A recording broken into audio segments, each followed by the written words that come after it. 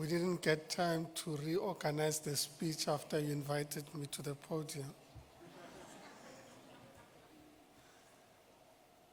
Ladies and gentlemen, allow me to rise on protocol already observed. But of course, acknowledge our host, Nakam, and my colleagues, CEOs and captains of industry, ladies and gentlemen. We convene at a defining moment for South Africa's automotive sector. This year's NACAM show is significant since it is centered around the SA Automotive Master Plan 2035 to showcase the capabilities of the domestic automotive component manufacturing sector. As the cornerstone of our manufacturing economy and contributing 5.2% to GDP and 22.6% of industrial output, this industry faces intersecting challenges that demand urgent collaboration. Yet with these challenges lie transformative opportunities to redefine and leverage our global competitiveness. Today, as the Department of Trade, Industry and Competition, we invite all stakeholders to join us in making a call for unified action across three pillars, namely on localization, innovation, and inclusive transformation. Ladies and gentlemen, as you are aware, this industry employs 150,000 South Africans directly, with over 80,000 in component manufacturing alone. However, we confront a stark reality. Domestic sales of locally produced vehicles plummeted to 515,850 units in 2024, far below the South Africa Automotive Master Plan 2035 target of 784,509. Importantly, 64% of vehicles sold here are imports, eroding local production scales. Compounding this, local content remains stagnant at 39%, well short of the 60% target, whilst US tariffs now significantly impact our 28.7 billion rand automotive exports. These pressures have triggered 12 company closures and over 4,000 job losses in the past 2 years. The erosion of industrial value in the sector is exemplified by recent suspensions at Mercedes-Benz and other OEMs. Ladies and gentlemen, localization is not merely about policy compliance, it is existential. A 5% increase in local content would unlock 30 billion rand in new procurement, dwarfing the 4.4 billion rand US export market. To achieve this, we must act collectively to address some of the bottlenecks to growth. In this regard, the DTIC is reviewing the Automotive Production Development Program, APDP, as a comprehensive way of responding to the challenges the sector is facing, but also to ensure that we see regular growth in the sector to meet the goals of the Automotive Master Plan. Some of these reforms include the incentive structure and shifting duty credits to reward manufacturing instead of assembly credits. Our critical minerals and metal strategy will prioritize beneficiating PGMs, copper, and manganese for high-value new energy vehicle components like fuel cells and batteries. Isondo Precious Metals fuel cell plant in the OR Tambo SEZ proves this viability. Ladies and gentlemen, global competitiveness hinges on embracing disruption. At the DTIC, we've been engaged on a path of developing new industrial policy which focuses on decarbonization, digitization, and diversification. In this respect, we take example from players in the auto sector. in the areas of digitization, Eastern Cape pioneers like S4 and GenderMark demonstrate how AI and automation can future-proof operations. I think somebody from S4 or GenderMark wanted to.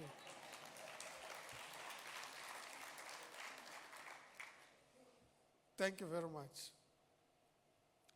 In decarbonization, Bob at SA's 20-year solar energy commitment and Melbourne Engineering's Green Steel pilot project align with global carbon rules reshaping trade. As NACEM notes, carbon has become part of the global cost of doing business and increasingly part of the value too. On diversification, catalytic converter exports, historically our lead subsector, are declining due to EV shifts and Chinese competition. We must scale new products, for example, e-axles, thermal systems, and markets, particularly under the Africa Continental Free Trade Agreement. As such, regional value chains like Kromberg and Schubert's wiring harnesses in Botswana for SA assembly offer templates in this respect. On government progress on NEVs, allow me to report the following. 1, amendments of the Automotive Production Development Program Phase 2 legislative framework for the inclusion of electric vehicles and associated components have been completed. 2, the relevant amendments to existing automotive investment scheme guidelines are being finalized to align with APDP2 amendments and the EV legislative framework. 3, the Taxation Laws Amendment Act, gazetted on the 24th of December 2024, introduces a 150% capital allowance for qualifying investments in EV and hydrogen vehicle production. It covers assets such as buildings, plant and equipment brought into use between the 1st of March 2026 to the 1st of March 2036. 4, a national critical minerals and battery value chain master plan are being developed in collaboration with the Department of Mineral and Petroleum Resources, the DTIC, working with the World Bank. Various workshops have been concluded aimed at building regional supply chain capacity. And 5, a comprehensive skills gap analysis was completed under the EV skills workstream. Curricula and certification programs are now being developed with the Tshwane University of Technology, the Cape Peninsula University of Technology, the Durban University of Technology, and UNISA. A pilot project involving 100 students is expected to be rolled out in Q1 of 2026 once the academic material has been finalized. Ladies and gentlemen, we have walked a long journey with the auto sector on transformation. It therefore goes without saying that inclusion drives growth. The South African Automotive Master Plan 2025's target of 130 new black-owned manufacturers is advancing, with 26 black-owned MSMEs exhibiting here today, supported by the Automotive Industry Transformation Fund and OEM partnerships like Toyota Isuzu Supplier Development Program. As you would agree, the pace needs to be hastened. To this end, we are hopeful that industry will support the endeavor of the Transformation Fund that we are pursuing at the DTIC with a view to enhance overall transformation through enterprise and supplier development funds. We need to accelerate skills development to ensure that we prepare our labor force for the dramatic changes that artificial intelligence will bring into the sector. It is therefore critical that we partner with institutions in the country to address this urgently, entrenching supply chain equity through initiatives like linking equity investments to procurement from black-owned tier 2 or 3 suppliers thus creating symbiotic growth. As a government, we are also working hard to eliminate compliance burdens and reduce red tape, which inhibits investments into our country's automotive sector. Our policy response is accelerating, and we plan to introduce an omnibus or general laws amendment bill which looks to fast-track high-impact investments and projects within 90 days. This is but one of the ambitious plans we have for the medium term. We will also, through ITEC, or the International Trade Administration Commission, look at the impact of imports into the country and the impact they are having on local production. We want to grow the sector, so our first option must not be to wield a stick, but rather offer a carrot to these companies to attract more investments into the country, thereby increasing the value add of particularly our component manufacturers. In light of the above, we'd also like to encourage the industry to accelerate collaboration. OEMs need to continue to honor local procurement targets and mentor and invest MSMEs. Tier 1 suppliers must drive equity partnerships and Tier 2 and 3 development.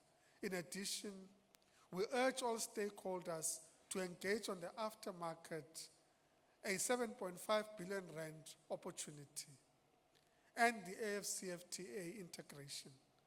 NACAM's partnership with the Tshwane Automotive Special Economic Zone to boost supplier growth and skills is a model to replicate. Ladies and gentlemen, this province, producing 46% of South Africa's vehicles and 54% of exports, epitomizes our potential.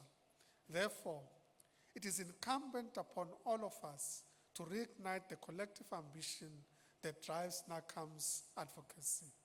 With South Africa chairing the G20, our automotive sector can model African industrial resilience, rooted in localization, powered by innovation, and fortified by equity.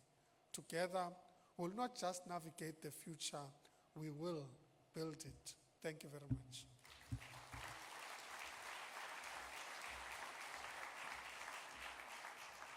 So thank you very much. And if I can ask you to hang back, and while this makes its way to you, I woke up to an article in which you were quoted. So I'm going to quote that. This is plan A and not plan B for this to be a competitive and sustainable industry, right?